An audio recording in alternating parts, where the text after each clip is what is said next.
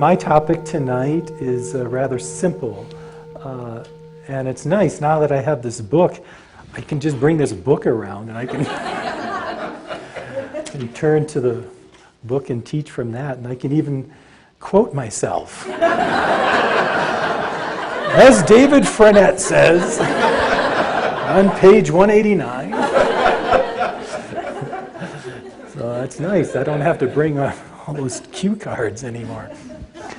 But the topic tonight for a little while of discussion and perhaps because it is Friday night, a little bit of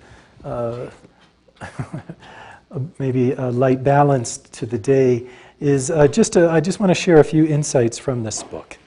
And three insights, I think, or dimensions to the book. One is that Father Thomas, in his teaching, has opened up some subtleties to the practice of centering prayer that are not really appropriate to introduce on an introductory workshop, but those of us who have been, all of us who have been on the journey for a while, can begin to recognize in our own experience with God how the prayer develops and how it deepens. And so part of my intention with this book and then the retreats upon which it was based was to bring together some of that information in a way that would be meaningful for people in the deepening of their centering prayer practice. And there's three ways that I had hoped to do that and that are present in the book, which again we're selling here, only $24.95, I think. $19. What a deal! No tax, no shipping. And one of these simple little insights or dimensions to the practice is that in centering prayer, you know, we usually begin with the sacred word. This is the rich heritage of the cloud of unknowing.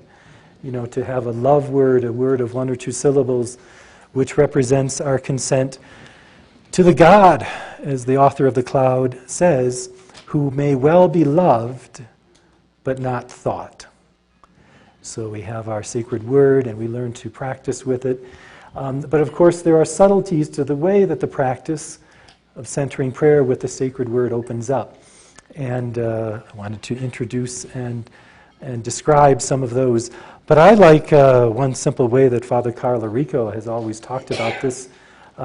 He says that centering prayer deepens when you let the sacred word pray in you, rather than you trying to pray the sacred word. A little shift in consciousness and attitude and disposition from us who are trying to do the prayer, trying to perhaps sometimes unconsciously get into this disposition of using the sacred word to try to find God or get to God or calm our minds or change our minds. But there's a subtle change when we allow the sacred word to pray in us. Then it becomes an expression of the sacred word of God, the life of God in us, who's really the source of our prayer and our practice over time.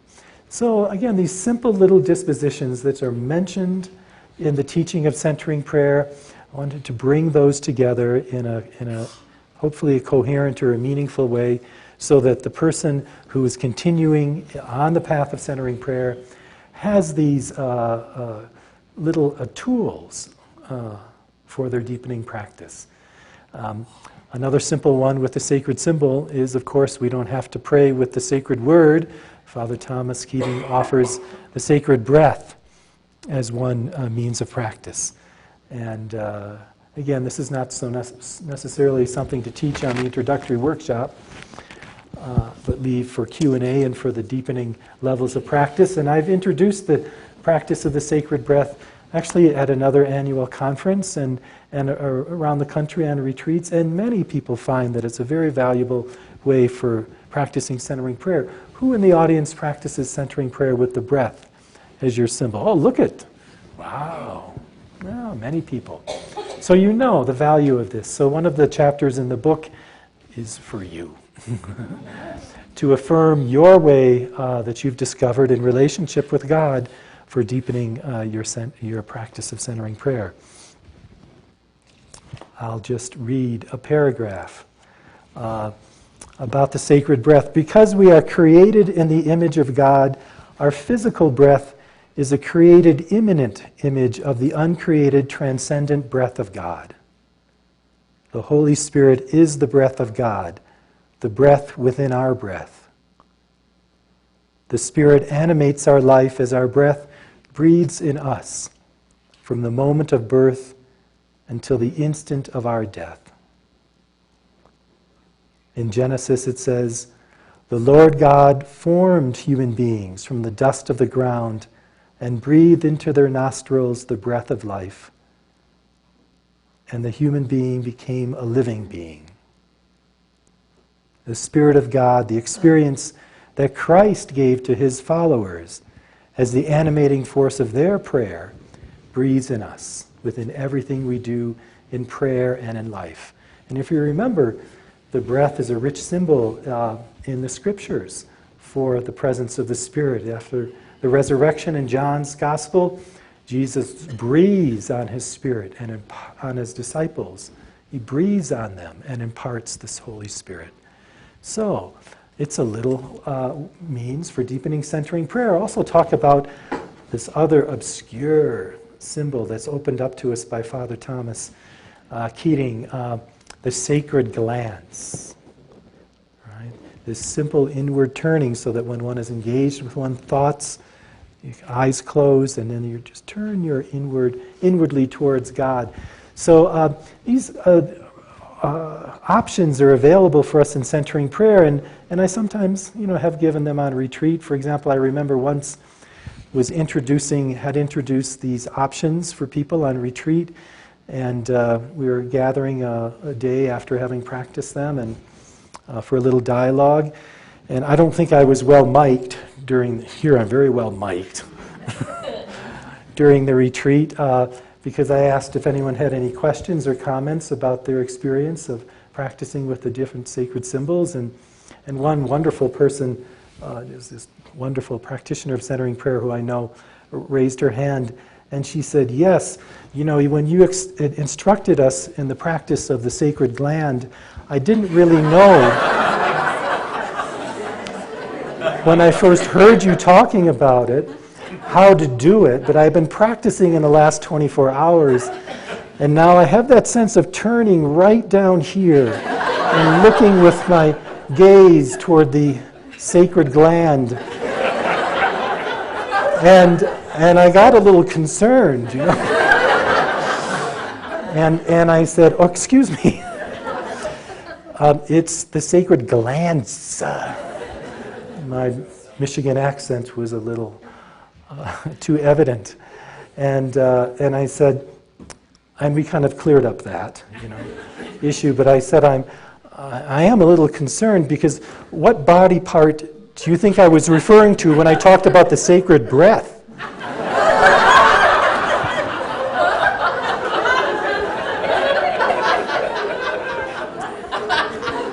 So the book is meant to provide clearer instructions on the different possibilities of the sacred symbols, because sometimes we're drawn by temperament or to practicing with one or the other, and sometimes the centering prayer develops in different ways. Sometimes the breath is because it's a very, very receptive symbol, so embodied. It's right there with us in the body. You don't have to find it in your mind like the sacred word might feel like you would have to. It's an appropriate symbol for practicing with centering prayer. And sometimes actually I found when working in spiritual direction with people, centering prayer practitioners, that there are different times of this spiritual journey where one or the other of the sacred symbols is more appropriate. And I myself like the language the terminology that I first heard introduced by Father Martin Laird, a wonderful contemplative teacher, for the stages of the journey. It's probably been used by many people, but I seem to hear it more clearly in his talk he gave a few years ago. Instead of talking about the stages of the journey, which tends to engender evaluation and effort. And this image of the seasons, the different seasons of the spiritual journey is a nice one, I think. Because, seasons unfold, across a lifetime. There is a progression in our spiritual journey over years, but there's also something that recurs about our spiritual journey. It's like being in springtime again. You've been in springtime for many years, but in the springtime of the spiritual journey, the new springtime, there's an opening, perhaps a new sense of where God is that changes and becomes like summer and like fall, and then move into winter. So whatever this truth is about the spiritual journey, stages and states and seasons of the journey, I think it's an important thing to explore, but sometimes with the right language and the right kind of sensitivity to where we are in the journey. Now there's another sacred symbol which is talked about in the book, more appropriate for long-term practitioners, how to practice with the sacred nothingness. So when we are involved in centering prayer for a long time, of course, we don't need the symbol very much, or maybe just at certain times. And we're moving into deeper and deeper contemplative experience in which God is not a thing. John of the Cross is a great teacher on letting go of any image or form of God as we move more deeply into the deep contemplative relationship with God. And he is a great teacher on the invocation of nada, nothing. Hold on to nothing, no experience, no tangible experience of God, because God is the source of all experience. Hold on to no image or form or idea of God, because God is the source of all forms and images of in every aspect of life. So the practice of pure contemplation, it's pure, it's termed pure because it doesn't rely on an image or form or symbol. The breath, the word, the glance, or the gland, is something that's very valuable for long-time practitioners. And in the book, I describe it as this practice of the sacred nothingness, because God is not a thing. God is the source of everything. God is in everything. So sometimes it's very valuable for the deepening of centering prayer practice to recognize how that's unfolding in your life. And I don't think it's a matter of getting these esoteric instructions, but just recognizing what God is doing so that God can do it more easily.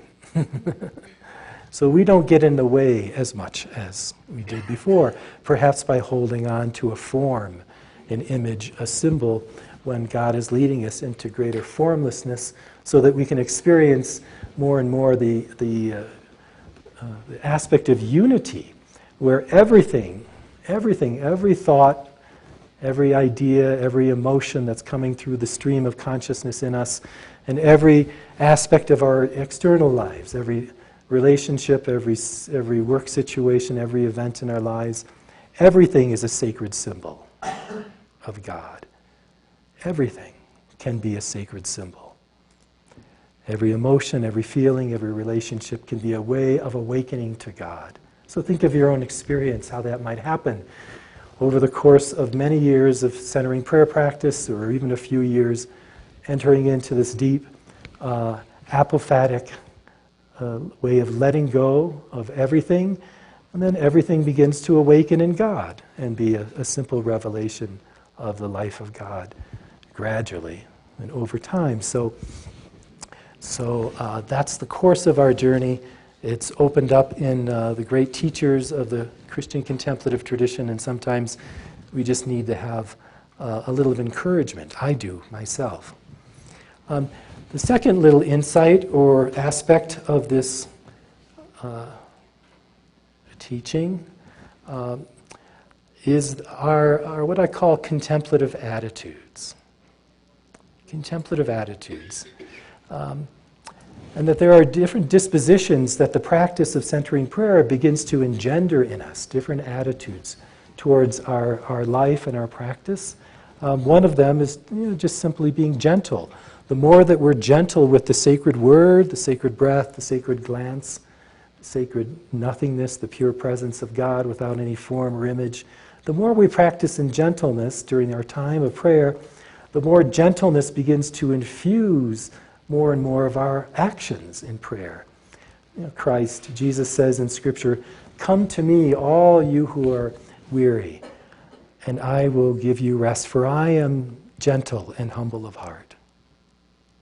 Christ himself is the life of God in us, is gentleness itself. And so when we practice in centering prayer with this attitude of gentleness, not fighting the thoughts, right? This is our teaching. Being gentle with ourselves, gentle with our return in the prayer, gentle with our experience of God. The gentle presence of Christ begins to come alive in us as the source of our prayer.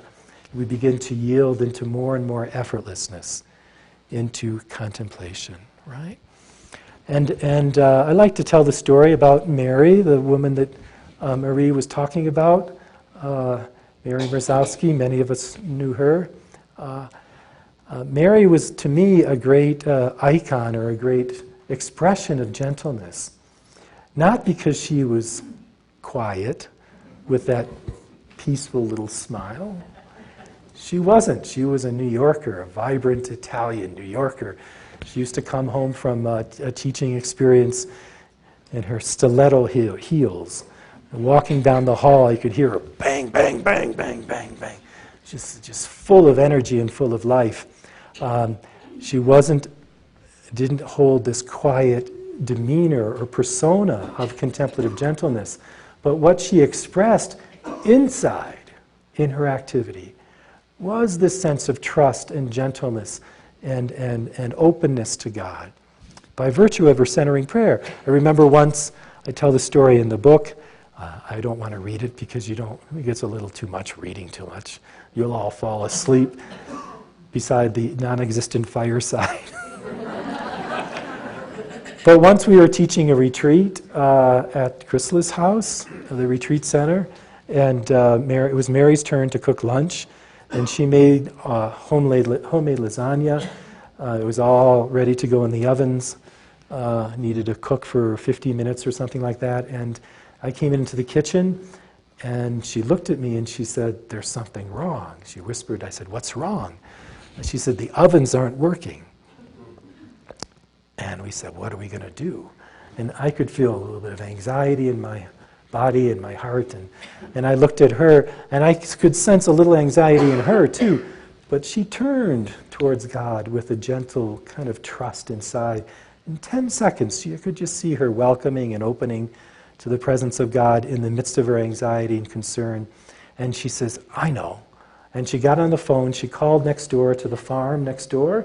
She asked our neighbors if we could use their ovens. They said, sure. They turned them on, so we bustled the lasagna trays over there. They were hot, and we came back 50 minutes later, just a little bit late for lunch. But it was that inner trust, that quiet, gentle trust that had been engendered in her years of sitting practice of centering prayer that expressed itself in her life, just like the fruits and the gifts of the Spirit do in our lives, right? So these contemplative attitudes are very, very important. And I talk about 16 of them. And maybe there's a few that are more meaningful to you than others. But they begin to awaken in us, and it's good to practice them with faithfulness in our centering prayer, and then recognize how they're coming alive in us during life. Another attitude, very simple one actually, the attitude of embracing God in difficult experiences with great trust, to embrace God in the difficult experiences that come to us just because we're human beings, either in prayer or in activity, the willingness just to open and trust and settle and embrace God in all things. And so, Father Thomas talks about, in the practice of centering prayer, if we're experiencing the unloading of the unconscious, those waves of strong feelings or maybe body sensations or very intense thoughts, manifests differently for different people at different times of the journey, the unloading of the unconscious. His recommendation is not to go back to the sacred word, but to let go of the word and gently embrace God in the feeling itself, right? That's our teaching. But you may not have heard that teaching before. It's right there in Open Mind, Open Heart. But the attitude is very skillful and very valuable for us to just move into trust and embrace God in all things that come during the period of centering prayer and during the activity, whatever is coming, to embrace God in it with trust and openness and love and compassion. Because when we do, then the surface emotions, as we know from our practice over years, especially on intensive retreats, learn that more skillful attitude and disposition towards emotions and feelings that the great Benedictine teacher John Chapman said, God is in every feeling that we have, but we don't really experience that all the time. So we need to practice that attitude of embracing and welcoming God in all things. That too begins to arise in life, arise in activity and in life. And think of how that works for you. It helps your welcoming prayer, helps your ability to be with God in emotional difficulties, and then also with the more subtle levels of what's called dread. Oh, you know dread. Dread. Dread is that kind of vague anxiety. It's not necessarily tied to anything necessarily in your life, like preparing to give a talk or trying to meet a flight, get to the flight on time. Dread is this vague sense, very unnerving. It's kind of like standing at the edge of a cliff and you're ready to fall off into this abyss. And actually some of the great contemplative teachers say that dread is actually the response of the false self to its own death. Gregory the Great kind of describes it that way, that the light of God is so brilliant, in our minds and in our hearts that we recoil from the love and the fullness of God, which is everything but also nothing, no one thing, in dread. So how do you handle dread when it comes up? It's a good question. How do you practice with dread? That attitude of embracing God is very valuable, recognizing what's happening for what it is. That this is this slow death of the separate self sense, yielding to a greater fullness. It's actually being embraced by the mystery of Christ, transformation of life and death itself. The attitude or disposition of being willing to embrace God in all things yields to this receptivity to being embraced by the love of God. So these are the skills and the dispositions that we learn over time on the spiritual journey. And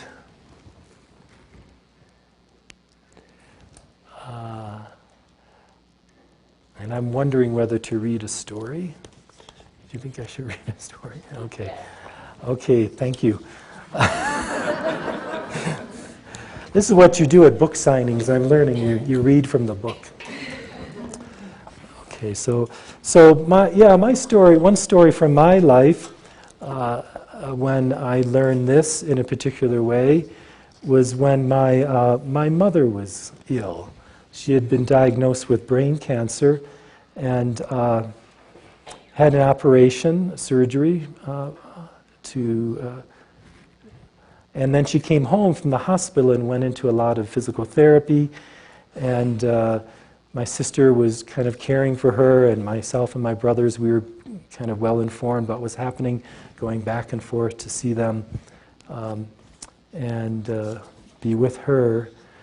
And at some point, her recovery she began to experience a lot of difficulty in her recovery, and over the course of a couple of months, she went back into the hospital, and it became clear that she wasn't going to come out of the hospital, and she had been very courageous about the disposition of her own intention at her end of life care, and she didn't want any intense dramatic interventions. So she came home in hospice care, and we all gathered with her, during her last time, on this earth with us. And I myself found my practice very challenged, to go deeply into my emotions and open up to God, embrace God in the sadness I was feeling, in the anxiety, in the fear, and my love for her. This is my stepmother. She had married my father and had brought a lot of life into our family when I was young. And so in the hospice situation, she was home. Not wanting my stepmother to be alone, I stayed up at night with her, doing contemplative practice for her. I saw how, as she processed memories from her early life, she was also opening more and more to God. I sat on the floor by her bed, praying for her, embracing God and the feelings present to me, and resting in the empty depths of the night. My meditation practice was my offering to her. After a couple of days, we noticed that the more she slept, the more conscious moments she later had. After a good night's sleep, on the fourth day, she sat up in bed and talked coherently with us for 10 minutes. We wondered if she was rallying. Perhaps she even had a chance of recovering. During my vigil later that night, though the lights were off, I noticed my stepmother was awake again. I wondered if she were able to drink water. I gave her a little liquid, but she soon began tossing and turning. I heaved a sigh of despair. I wanted her to live. If she could only stay asleep for the rest of the night, she might be better tomorrow. I remembered my practice and embraced God in my exhaustion, my grief, and my love. My stepmother tossed and turned, mumbling words and memories about her life. Out of my tiredness, I sternly told her, "Mom, now stop talking. You've got to get some sleep." She did stop. After half a minute, I heard her voice clearly. "Give me a break."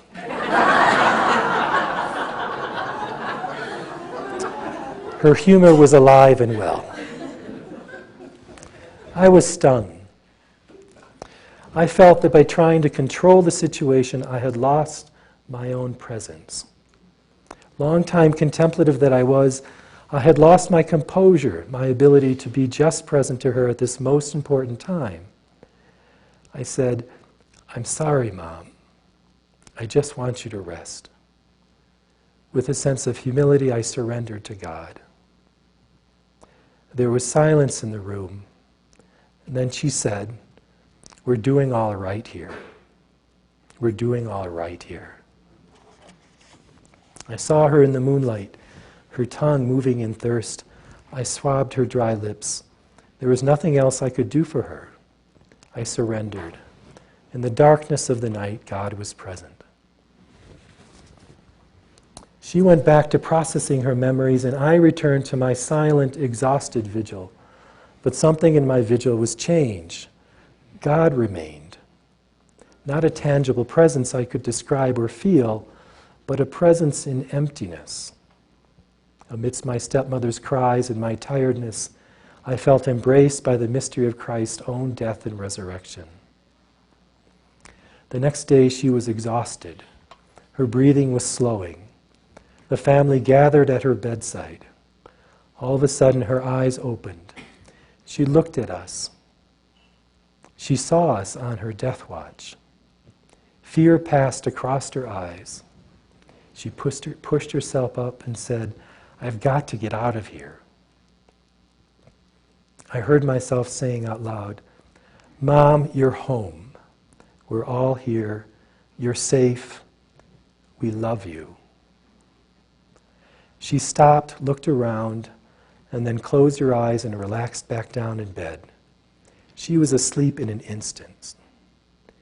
She had another day in this life before she passed away.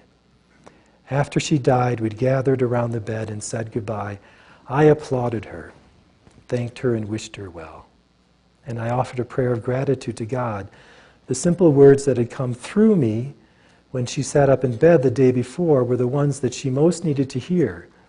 She was home, we were with her, she was safe and loved. These words were spoken in my own voice, but I knew they came from Christ's embrace of her and of me in my sense of failure and brokenness at being able to care for her. She was cared for, alive in God. The things that we practice in centering prayer are very important for living our contemplative life in the world. Those empty periods when we feel like we're just alone and without any sense of connection to God are really training grounds in which God is coming alive in the depths of our being in a very deep and profound way. That example was a time when that became very clear to me. A great teaching for me. A gift really from my mother, the last gift that she had given me before she left this world. So what are the dispositions and the attitudes that are most helpful for us in centering prayer and in activity? The things that really open us to God's life with deep fidelity and heartfelt commitment. The things that don't leave us, but that we can't experience directly. Like Father Thomas said this afternoon, there's a point in which we don't really experience Jesus because Jesus becomes so close to us. Jesus is within us, looking out through our own eyes towards other people. Jesus is the subject of our life rather than the object of our prayer or our devotion. That's the fruit of our practice of centering prayer when it moves from being something that we feel we're in charge of doing to something that we surrender more and more so that God is the source of the prayer itself. God is praying in us. The practice of pure contemplation or of the sacred nothingness when we let go of being in charge and let God pray us into life when we're embraced by the mystery of God more and more in life. So that's the third real insight that I wanted to share with you tonight, that God is with us in all of life, but we don't experience that. God is closer to us than we are to ourselves, and we're not close to the presence of God in the way that's maybe feeding us consciously, but centering prayer brings us into that presence. So the third great perspective or insight is to trust that God is with us at all times. In our humanity, this is a great teaching for me because I think I was a little bit oriented towards, transcendence. Finding God on the mountaintop. And now I find God more and more in the valleys and somewhere in between, in the ordinariness of life, in the ordinary human experiences, because they're shot through and charged with divine love and divine presence. In more and more of life. So sometimes the most important thing is to not get locked into the perspective that God is in any one place and to find God in our human experience. So this little image is used in meditation circles. Maybe you've heard it before. Jack Kornfeld, the meditation teacher, says it this way: if you can sit quietly after difficult news, if in financial downturns you remain perfectly calm, if you can see your neighbors travel to fantastic places without a twinge of jealousy, if you can happily eat whatever is put on your table, if you can fall asleep after a day of running around without a drink or a pill, if you can always find contentment just where you are probably a dog.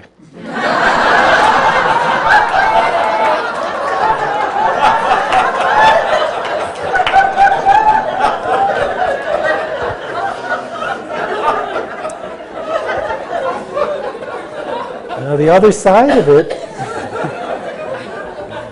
is this joy of being willing to find God and freedom and contentment, not just in peacefulness and in calm, but in life, in joy and in suffering and in difficulties, to be a real human being. to be a real human being, sometimes broken and open towards other people with our own compassionate heart, which is what life sometimes teaches us. But I think the trap that we sometimes get into in centering prayer is to make that peaceful, still, small voice of God an object of desire and forget that God is in everything, transforming our desire in more and more of life.